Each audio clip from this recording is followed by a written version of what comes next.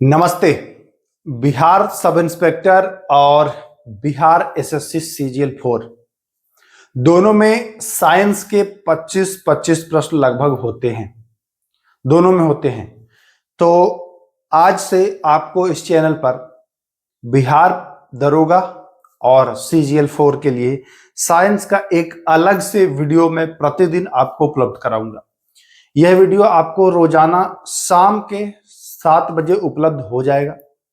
इस वीडियो में क्वेश्चन ऐसे मैं रखूंगा जो एग्जाम में डायरेक्ट आते हैं। थोड़े से प्रश्न जटिल भी हो सकते हैं, कुछ प्रश्न सामान्य लेवल के होंगे और कुछ प्रश्न जो होंगे वह मध्यम स्तर के होंगे। प्रश्नों का लेवल बिल्कुल एग्जाम से रिलेटेड होगा।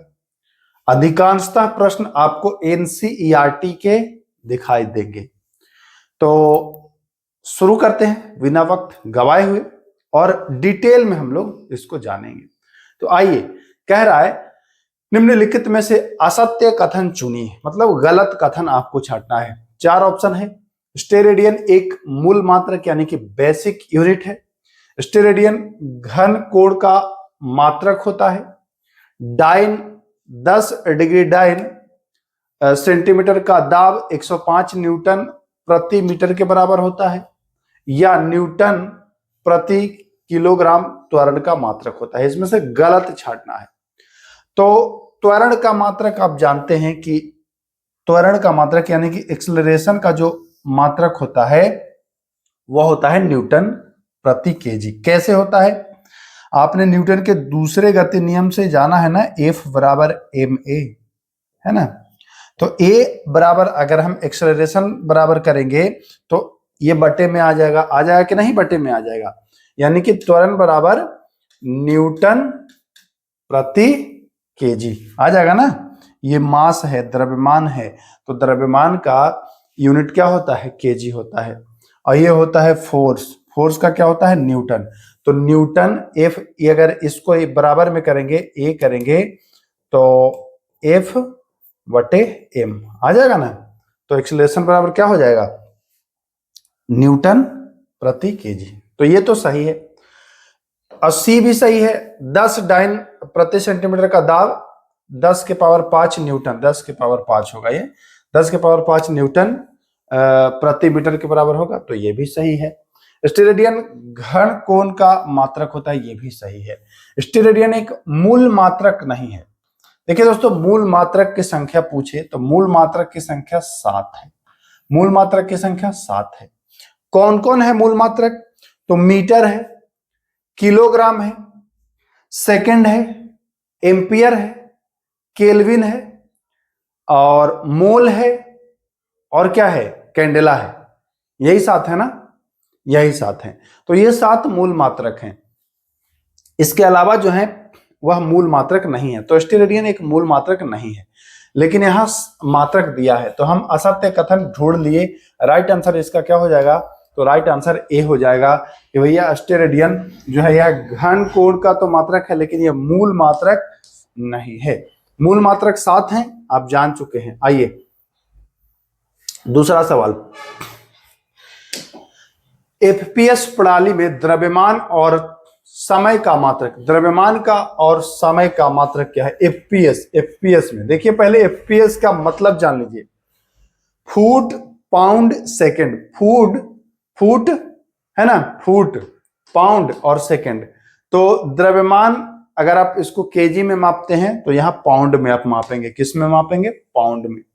समय को सेकंड में ही मापा जाता है। समय को किस में मापा जाता है? सेकंड में। तो राइट आंसर क्या हो जाएगा? Option number D. अब हम लोग जो यूज अभी कर रहे हैं वह सीजीएस पद्धति यूज कर रहे हैं। सीजीएस, CGS, सेंटीमीटर, ग्राम और सेकंड, है ना। सेंटीमीटर, ग्राम और सेकंड, सीजीएस पद्धति। यह पद्धति पूछता है कि सीजीएस पद्धति कब से अपनाया गया है? तो 1881 से ये अपनाया गया है। तो ये भी ध्यान दीजिएगा। इसमें द्रव्यमान और समय पूछे तो बताएंगे पाउंड और सेकंड। क्लियर है? क्लियर है। चलिए आगे देखिएगा, थोड़ा सा समझना है इसको। निम्नलिखित कथनों पर विचार करिए। विचार करना है भाई, देखते हैं। और कह रहा है कि कौन सा कथन सही है, सही कथन हमको छांटना है। अश्व शक्ति यानी कि हॉर्स पावर शक्ति का एसआई मात्रक है। क्या शक्ति का एसआई मात्रक अश्व शक्ति है? तो नहीं सर, शक्ति का एसआई मात्रक तो वाट है, वाट। तो ए तो होगा नहीं, यानी कि ए गलत हो जाएगा, ए नहीं होगा। चलिए, अश्व शक्ति में 748 वाट होते हैं? जी नहीं, अश्व शक्ति में 746 वाट होते हैं, ये भी जानते हैं सर। अश्व शक्ति में केवल कार्य को मापा जा सकता है, कार्य को नहीं मापा जा सकता है। कार्य करने की दर अश्व शक्ति में शक्ति को मापा जाता है। अश्व शक्ति में किसको मापा जाता है? शक्ति को। लेकिन एसआई मात्रक नहीं है, मापा भले जाता है शक्ति को, लेकिन एसआई यूनिट नहीं है। तो हमें तो नजर आ रहा है कि एसआई का मात्रक ये भी नहीं, तीनों गलत है। क्या है? तीनों गलत है। तो ये राइट आंसर क्या हो जाएगा? इनमें से कोई नहीं, क्योंकि सही कथन कोई नहीं मिला हमको कोई सही कथन नहीं मिला है। तो ध्यान दीजिएगा, थोड़ा सा जटिल, मैं बता चुका हूं कि कुछ प्रश्न जो होंगे वो थोड़े जटिल होंगे लेकिन मजेदार होंगे। आइए, टोटल जो है यह 25 प्रश्न रहेगा। शांत मन से, इत्मीनान से सुनिएगा, और जो भी पॉइंट बताता हूं उसको अगर आप नोट करते चलेंगे तो आपको फायदा होगा। आइए, टिंडल प्रभाव, टिंडल इफेक्ट के संदर्भ में निम्नलिखित में से कौन सा कथन सही है? हमको सही कथन छांटना है। देखिएगा, ये पूरा क्वेश्चन को हमको पढ़ना है। जब आप पूरा क्वेश्चन पढ़ लेते हैं तो आधा समस्या आपका समाधान हो जाता है। जब आप क्वेश्चन ही नहीं पढ़ते हैं तो कंफ्यूजन होता है। टिंडल प्रभाव के संबंध में सही कथन छांटना है। लवण का विलयन टिंडल प्रभाव दर्शाता है? तो जी नहीं, ये नहीं दर्शाता है। चीनी का विलयन भी नहीं दर्शाता है, पूरा घुल जा रहा है। कॉपर सल्फेट का विलयन भी टिंडल प्रभाव नहीं दर्शाएगा। स्टार्च का विलयन जो है वह टिंडल इफेक्ट दर्शाएगा। टिंडल प्रभाव, तो राइट आंसर क्या हो जाएगा? 4 हो जाएगा। टिंडल प्रभाव एक प्रकार का प्रकीर्णन है। क्या है? एक प्रकार का प्रकीर्णन है टिंडल प्रभाव। ध्यान दीजिएगा, टिंडल प्रभाव एक प्रकार का प्रकीर्णन है। प्रकीर्णन होता क्या है? आप अगर मोटा मोटी मैं समझाना चाहूं तो छोटे छोटे कणों से टकरा करके प्रकाश का बिखर जाना, छोटे छोटे कणों से टकरा करके प्रकाश का बिखर जाना प्रकीर्णन होता है। लेकिन टिंडल इफेक्ट उससे थोड़ा सा अलग होता है। टिंडल प्रकीर्णन थोड़ा सा अलग होता है, बाकी प्रकीर्णन ही होता है, ध्यान रखेंगे। आइए, बढ़िया प्रश्न है, थोड़ा सा जटिल, थोड़ा सा मजेदार। आइए देखिए, अगर आ रहा होगा आपको तो कमेंट भी कर सकते हो, लेकिन हम तो यही कहेंगे कि आपका फोकस होना चाहिए क्वेश्चन पर। कमेंट फमेंट बाद में, है ना, आखिरी में। आपका फोकस जो होना चाहिए ये होना चाहिए अभी क्वेश्चन पर। आइए, निम्न में से कौन से रासायनिक परिवर्तन को निरूपित करते हैं? रासायनिक परिवर्तन कह रहा है, यानी कि केमिकल रिएक्शन की बात कर रहा है। इनमें से कौन होता है भैया? क्या लोहे का चुंबकन यह केमिकल रिएक्शन है? द्रव का संघनन केमिकल रिएक्शन है? ईंधन का ज्वलन केमिकल रिएक्शन है? और लोहे में जंग लगना केमिकल। दो बात आप जान लीजिए, रासायनिक परिवर्तन या केमिकल रिएक्शन जो है वह पुनः अपनी स्थिति में नहीं आएगा। अब आप देखिए, अगर पेट्रोल को जला देंगे तो जलने के बाद तो समाप्त हो जाएगा, तो जो जल गया उससे फिर पेट्रोल तो नहीं बना सकते हो आप, मतलब पुनः अपनी स्थिति में नहीं ला सकते हो। तो सर ये तो हो जाएगा केमिकल रिएक्शन। और भी देखते हैं। अच्छा, लोहे में जंग लग गया, तो जंग लगने के बाद देखते हैं, जंग से अब तो लोहा नहीं बना सकते हैं, वो तो खत्म हो जाता है। तो हाँ सर, ये भी नहीं हम बना सकते हैं। अब अगर देखिए, पानी को आप बर्फ बना दीजिए तो बर्फ से फिर पानी आप बना सकते हो, तो ये तो केमिकल रिएक्शन नहीं होगा। और चुंबकन भी केमिकल रिएक्शन नहीं होता है लोहे का, है ना। तो 2 हो जाएगा, यानी कि 3 और 4 सही होगा। तो हमें रासायनिक, तो 3 और 4 कहाँ है ऑप्शन? देखिए, ऑप्शन सी में है, 3 और 4। क्लियर है? मुझे उम्मीद है कि आप बहुत आसानी से आप इसको कर पा रहे होंगे। आप लोग बस बने रहिए, आप लोग को मजेदार मजेदार क्वेश्चंस मैं कराऊंगा, प्रतिदिन कराऊंगा। डेली शाम को 7 बजे आपको ये वीडियो उपलब्ध करा दूंगा, आप वहां देखेंगे। चलिए, कोशिका के संदर्भ में निम्न कथनों पर विचार करिए। कोशिका से प्रश्न आपको आना ही आना है, दरोगा का दीजिए या CGL4 का दीजिए, कोशिका से प्रश्न आपको रहेगा ही रहेगा। तो ध्यान दीजिएगा, कोशिका के संदर्भ में निम्न कथनों पर विचार करें। सजीव जगत में सबसे बड़ी कोशिका ऑस्ट्रिच का अंडा एवं सबसे छोटी कोशिका माइकोप्लाज्मा। तो हाँ सर, ये तो सही है, ये सही है। और हमको छांटना भी क्या है कि कितने कथन सही हैं, कितने कथन, है ना, कौन नहीं कितने। तो एक तो सही हो गया। दूसरा आते हैं, कोशिका विज्ञान का जनक रॉबर्ट ब्राउन को माना जाता है। रॉबर्ट ब्राउन को नहीं, रॉबर्ट हुक को माना जाता है ना, ध्यान दीजिएगा, रॉबर्ट हुक को माना जाता है। और 1665 में रॉबर्ट ब्राउन ने तो केंद्रक की खोज करी थी, केंद्रक की खोज करी थी, कोशिका की नहीं। तो दूसरा तो नहीं होगा। थियोडर स्वान एवं मैथियस स्लाइडेन कोशिकावाद के जनक हैं। तो जी हाँ, कोशिका सिद्धांत का प्रतिपादन इन्होंने ही किया था। यानी कि एक भी सही है और तीन भी सही है, यानी कि दो ऑप्शन सही हो रहा है, दो ऑप्शन सही हो रहा है। तो एक ऑप्शन ये नहीं होगा, केवल दो ऑप्शन, दो ऑप्शन। अच्छा, आप इसका मतलब ये मत समझिए कि केवल दो वाला, ये नहीं, कितने ऑप्शन पूछ रहा है, कितने ऑप्शन। तो एक ऑप्शन ये वाला और एक ऑप्शन ये वाला, तो दो ऑप्शन सही हो रहा है, ये समझना है। यहां पर कंफ्यूजन मत करिएगा कि केवल दो सही है, विकल्प नहीं कह रहा है कि कौन सा विकल्प, कितने कथन सही हैं। तो कथन एक और तीन, यानी कि दोनों सही हैं, है ना, तो केवल दो सही हैं, ये ध्यान रखना है। यहाँ कंफ्यूजन क्रिएट होने जैसा हो सकता है, इसीलिए इसको क्लियर करना जरूरी था। आइए, ये सही युग्म का सुमेलित करना है, सही युग्म सुमेलित करना है दोस्तों। आइए, ल्यूकोप्लास्ट भोजन का परिवहन, ल्यूकोप्लास्ट भोजन का परिवहन नहीं, भोजन का संचय करता है। भोजन का क्या करता है, यह संचय करता है ल्यूकोप्लास्ट, ठीक है सर। क्रोमोप्लास्ट यह रंग प्रदान करता है, प्रकाश संश्लेषण नहीं करता है, यह रंग प्रदान करता है, तो यह भी नहीं होगा। क्लोरोप्लास्ट जो है यह प्रकाश संश्लेषण करता है, ये वाला इसमें होना चाहिए। तो ये स्टार्च का निर्माण नहीं करता है, प्रकाश संश्लेषण करता है। डिक्टियोसोम, हाँ, पादप कोशिका में गाल्जी काय को या गाल्जी बॉडी को डिक्टियोसोम कहते हैं, ठीक ना। पादप कोशिका में गाल्जी बॉडी को डिक्टियोसोम कहते हैं। तो डी ऑप्शन जो है वह हमारा क्या हो जाएगा, सही हो जाएगा। ध्यान दीजिएगा, डिक्टियोसोम या गाल्जी बॉडी को लिपोकॉन्ड्रिया भी कहा जाता है। ध्यान दीजिएगा, लिपोकॉन्ड्रिया भी इसको कहा जाता है। अगर कभी पूछ दे तो कंफ्यूजन नहीं रखना है, लिपोकॉन्ड्रिया, है ना, इसको कहा जाता है लिपोकॉन्ड्रिया। नोट कर लीजिएगा, बहुत इंपॉर्टेंट पॉइंट मैं बता रहा हूं। चलो भाई आ जाओ आगे। ऊर्जा का मात्रक क्या है, ऊर्जा का मात्रक तो है जूल, है ना, जूल है। इजी प्रश्न मैंने कहा था कि कुछ प्रश्न होंगे उच्च स्तर के, कुछ मध्यम स्तर के, और कुछ जो होंगे वह निम्न स्तर के होंगे, ठीक ना। पास्कल दाब का है, वाट किसका है कमेंट करें, और न्यूटन तो आप जानते ही होंगे। वाट मैं बता भी चुका हूं, पहले ही क्वेश्चन बताया हूं कि शक्ति, है ना, शक्ति का मात्रक वाट। चलिए, ये भी आप कर लिए होंगे। 1 हॉर्स पावर बराबर कितने वाट, तो 746 वाट, यानी कि सी ऑप्शन इसका सही हो जाएगा। ये भी आप कर चुके होंगे। ध्वनि का वेग किस माध्यम में सबसे अधिक होगा, तो देखिए, ध्वनि जितना घना होगा वहां इसका चाल सर्वाधिक होगा, वेग इसका।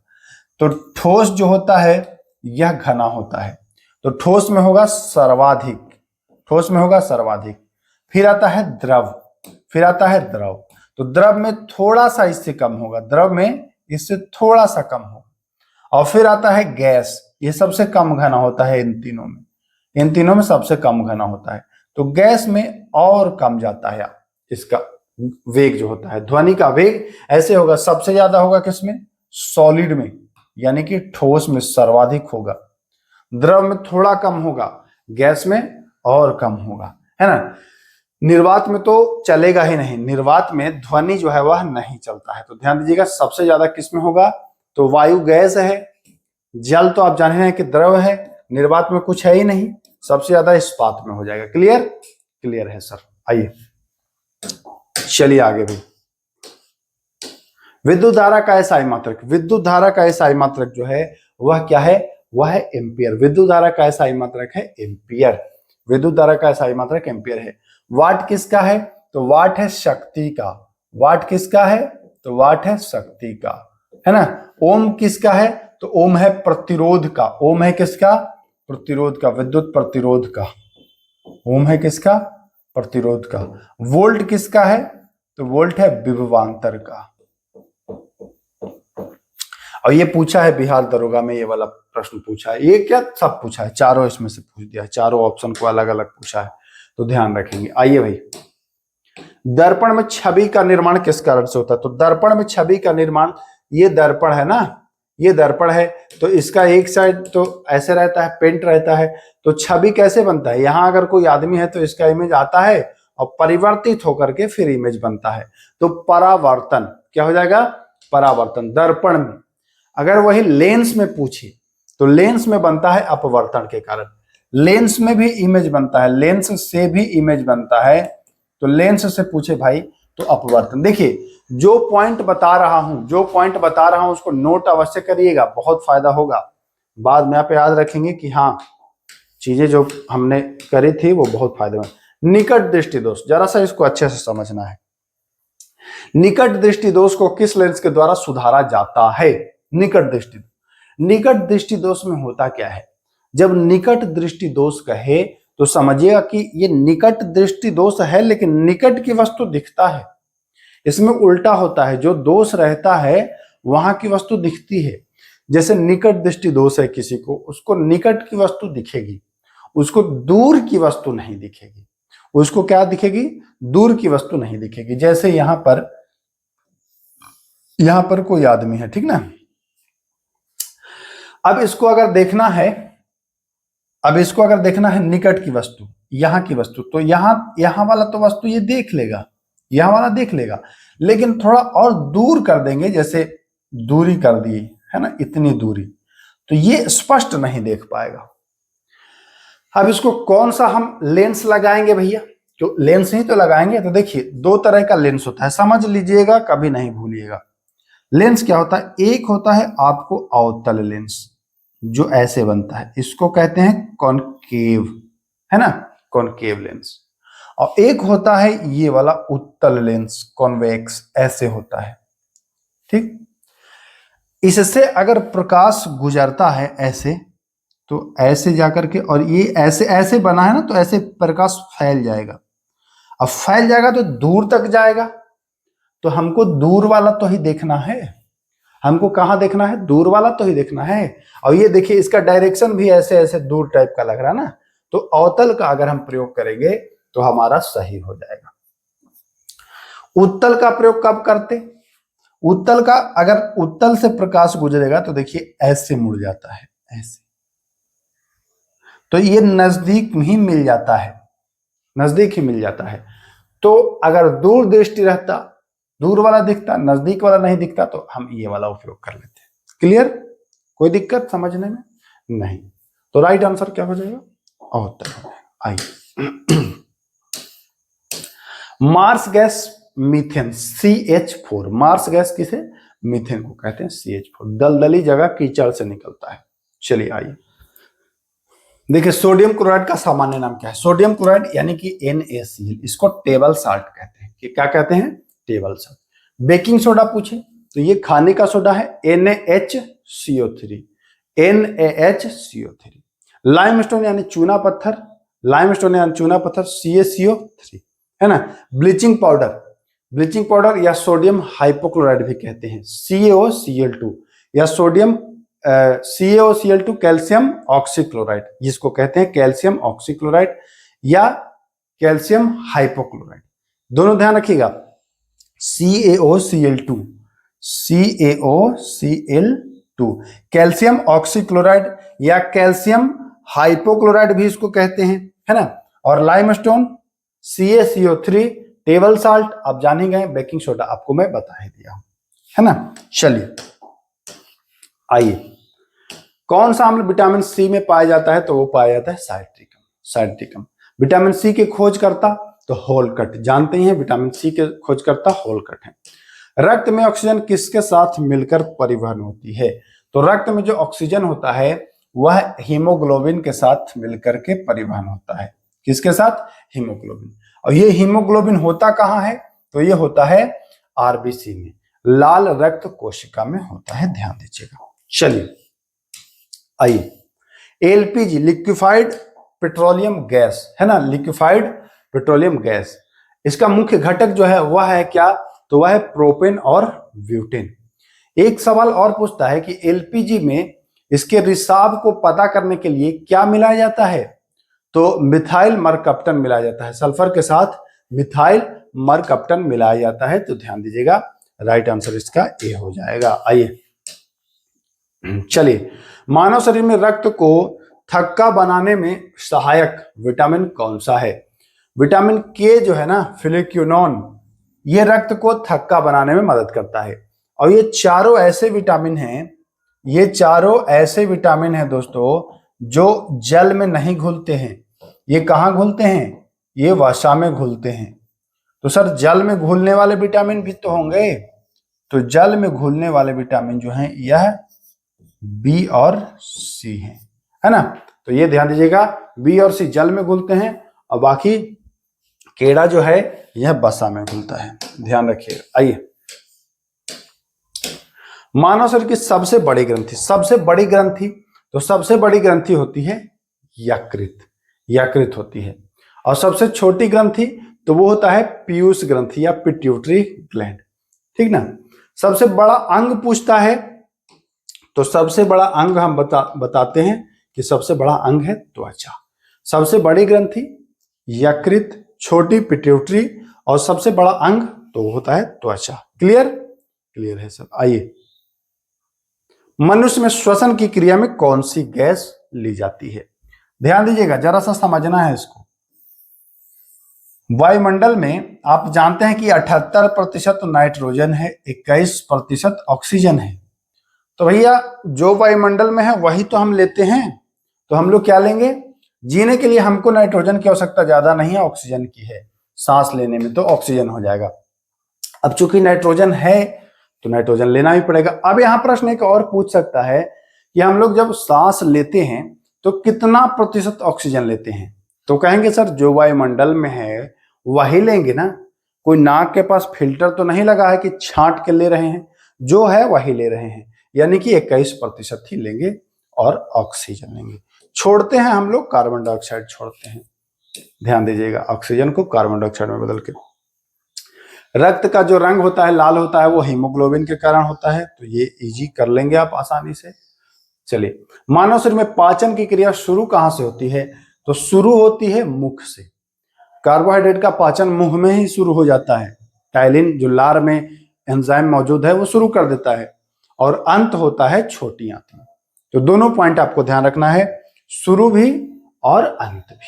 आइए, इंसुलिन हार्मोन का स्रवण किस अंग से होता है? इंसुलिन का स्रवण जो होता है वह होता है पैंक्रियाज से। कहां से? पैंक्रियाज। अब पैंक्रियाज को हम अग्नाशय कहते हैं। अग्नाशय के बारे में जान लीजिए कि अग्नाशय जो है यह, इसको लैंगरहैंस की द्वीपिका भी कहते हैं। लैंगरहैंस द्वीप, याद रखिएगा। मैं बता दूं आपको, ये पूछता है कि किसे लैंगरहैंस द्वीप कहा जाता है? लैंगरहैंस द्वीप इसको कहा जाता है ना, इसको। यह मिश्रित ग्रंथि है, मिक्स्ड ग्लैंड है ना। यह कैसा ग्रंथि है?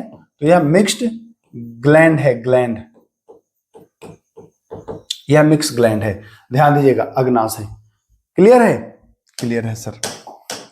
आइए भाई, मानव शरीर में रक्त का शुद्धिकरण कौन करता है? Blood filter. फिल्टर की बात देखिए, चारों ऑप्शन है, हृदय है, फेफड़ा है, गुर्दा है और यकृत है ना। तो कौन करेगा रक्त शुद्ध? तो रक्त शुद्ध करेगा आपका गुर्दा। आपने सुना होगा कि भाई किडनी खराब है तो रक्त फिल्टर करता है, डायलिसिस होता है, सुना है ना, डायलिसिस, जिसको अपोहन कहते हैं। अपोहन, जिसको क्या कहते हैं? अपोहन। डायलिसिस किया जाता है और उससे रक्त का फिल्टर किया जाता है। तो गुर्दा जो होता है वो रक्त को शुद्ध करता है, फिल्टर करता है। अब मुझे पूरा उम्मीद है कि आप लोगों ने क्वेश्चन को देखा होगा और कुछ पॉइंट्स भी आपने नोट किया होगा। कहीं भी क्वेश्चन में डाउट है तो कमेंट अवश्य करिएगा। और हाँ, आप लोगों से कुछ सलाह लेना चाहता हूँ, ओपिनियन लेना चाहता हूँ। मैं चाह रहा हूँ कि आप लोग के लिए करंट अफेयर भी शुरू कर दूँ, क्योंकि दरोगा में या सीजीएल में, बिहार सीजीएल में करंट अफेयर दोनों में रहता है। तो अगर आप लोग कमेंट में यस करोगे तो करंट अफेयर भी डेली में शुरू कर दूंगा। तो चलिए फिर मिलते हैं। नमस्कार।